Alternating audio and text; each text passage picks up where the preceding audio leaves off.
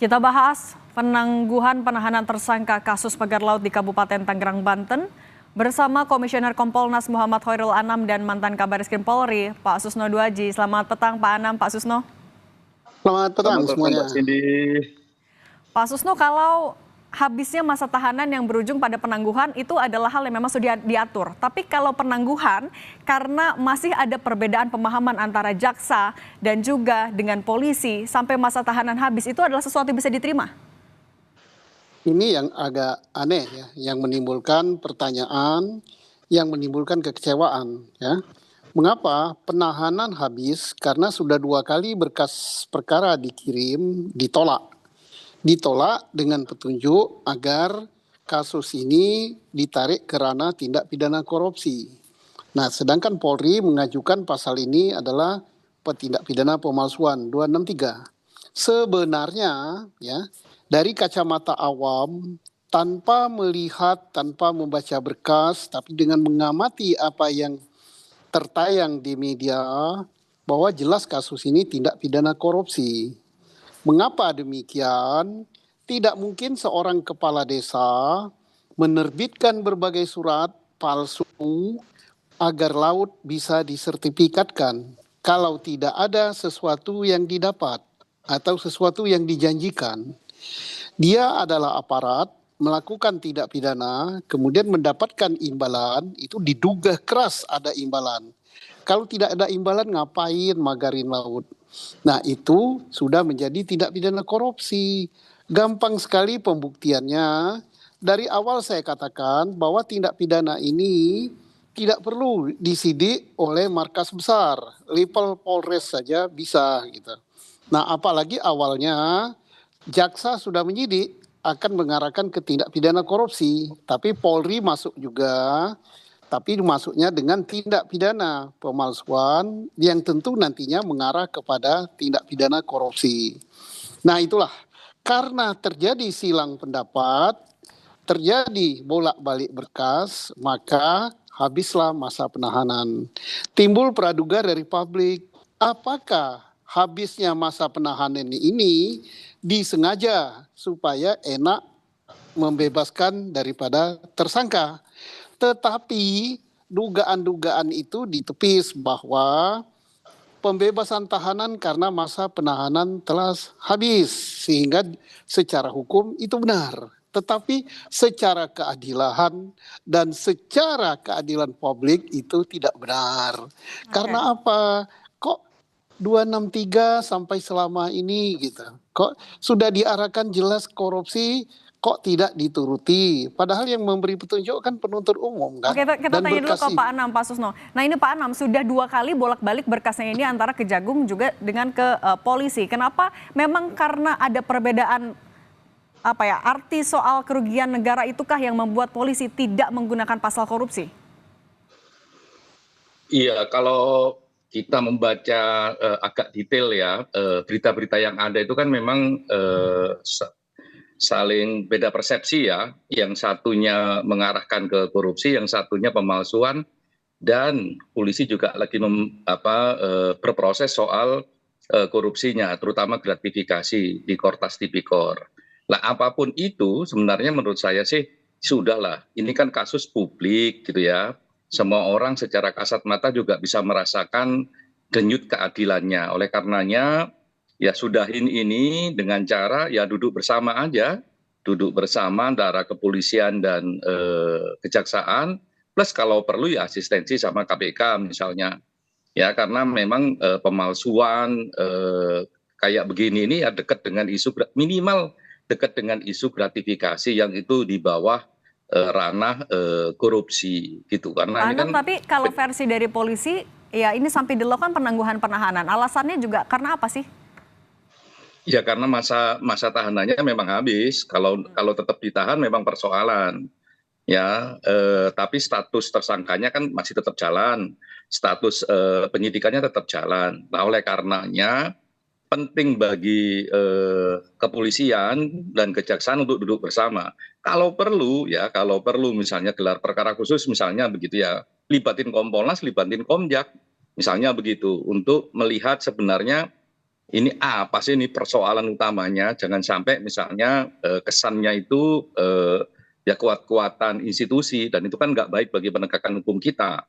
Ya, polisi jadi nggak baik, jaksa juga dilihat nggak baik kalau terus-terusan begini. Nah, kalau misalnya kalau ini berdasarkan penjelasan ya, detailnya kami belum tahu. Kalau penjelasan apa namanya polisi, Bareskrim, itu kan kalau ditarik ke mana ke apa ke korupsi, nggak ada kerugian negara.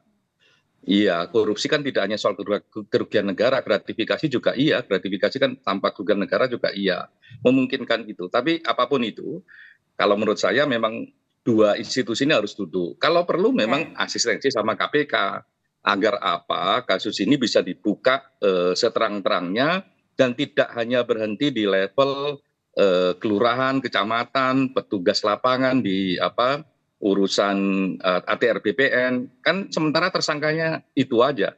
Padahal kalau lihat skema kepentingan nggak mungkin berhenti di situ.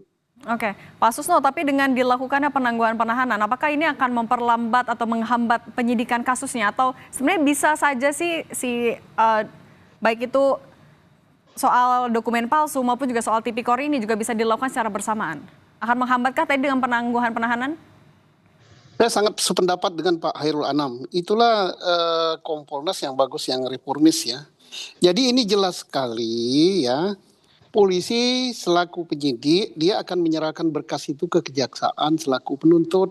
Apa yang diarahkan kejaksaan, dialah yang akan menerima berkas itu. Jadi mau tak mau, ini harus jadi sekaligus tindak pidana korupsi. Dan benar kata Pak Hairul Anam, bahwa dengan jadinya tindak pidana korupsi, maka perkara ini akan terkuak siapa yang menyuruh melakukan itu, menerima gratifikasi berupa apa, sehingga nanti yang sudah di dalam wacana publik bahwa pelakunya itu tidak sampai kepala desa saja, tapi ada aparat lain, apakah aparat Pemdanya yang lain ikut, apakah ada swastanya yang ikut, apa ada yang BPN yang ikut. Nah ini kelihatannya dari penyidik Bareskrim, Ditpidum ini hanya membatasi kepada 4 orang ini. Ya jelas masyarakat publik kecewa. Katanya Pak Hairul tadi, kasus ini sudah menjadi kasus milik publik. Masyarakat itu udah ngerti hukum, kemana arah yang sebenarnya kasus ini, ngapain lurah itu magari laut kalau hanya dia saja.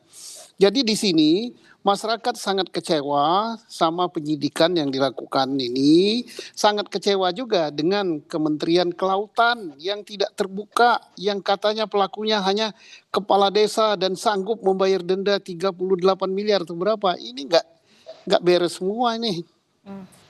Pak Anam, bagaimana Anda menjawab tadi soal kekecewaan publik? Bagaimana Kompolnas akan memastikan mendesak polisi agar kasus ini tidak dalam tanda kutip seperti terabaikan? Iya, sebenarnya kalau mau jalan keluar ya, jalan keluar salah satunya adalah memang ya udahlah kejaksaan sama Bareskrim tidak hanya di Ditpidum tapi juga Kortas Tipikornya duduk bersama. Sebenarnya arah kasusnya ini gimana? Ya kalau perdebatannya sampai saat ini misalnya ngomong secara formal kerugian negaranya tidak ada, kan ada gratifikasi. Dengan gratifikasi itu sebenarnya bisa diungkap soal-soal terkait korupsinya. Kan tidak mungkin lah seluas itu, segede itu, sepenting itu hanya berhenti di level Pak Lurah atau Pak Camat misalnya begitu, atau staf-staf yang ada di ATR BPN. Nah itu kan pasti ada sesuatu yang lebih gede, termasuk juga kalau gratifikasi kan harus ada yang ngasih duit. Nah salah satunya ya bisa jadi pihak swasta atau siapapun itu. Nah ini penting karena apa? Ya ini kan tidak hanya untuk kepentingan dua institusi. Tidak hanya untuk kepentingan kepolisian, tidak hanya untuk kepentingan kejaksaan, tapi ini untuk kepentingan kita semua. Memastikan bahwa penegakan hukum itu kredibel, memastikan bahwa kepentingan publik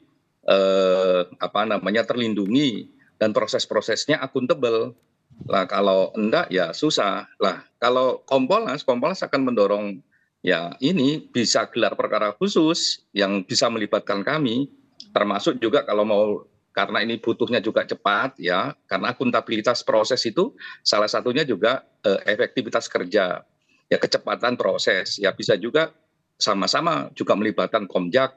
Kalau memang perlu juga bisa melibatkan rekan-rekan di KPK sebagai asisten misalnya begitu. Oke, Pak Susno, yang tadi untuk memastikan kasus ini bisa berlanjut dengan akuntabel, apa yang mesti dilakukan paling cepat oleh polisi? Singkat saja, Pak. Polisi harus segera menuruti apa yang dilakukan oleh jaksa, yaitu dengan koordinasi antara Direktorat Pidana Umum dan Direktorat Pidana Khusus sekaligus menangani tindak pidana pemalsuan dan korupsi dan ungkap sampai ke atas siapa yang itu, dan kerugian negara tidak perlu kok. Suap itu korupsi, gratifikasi korupsi, kolusi juga korupsi kok. Iya, betul itu. Gratifikasi nggak usah kerugian negara, memang bisa langsung itu. Ya. Oke, ini yang artinya kan kita tunggu ya, seberapa cepat juga polisi akan bisa melanjutkan kasus ini. Pak Susno Duaji, Pak Hoirul Anam, terima kasih sudah berbagi di Kompas Petang. Sehat selalu semuanya.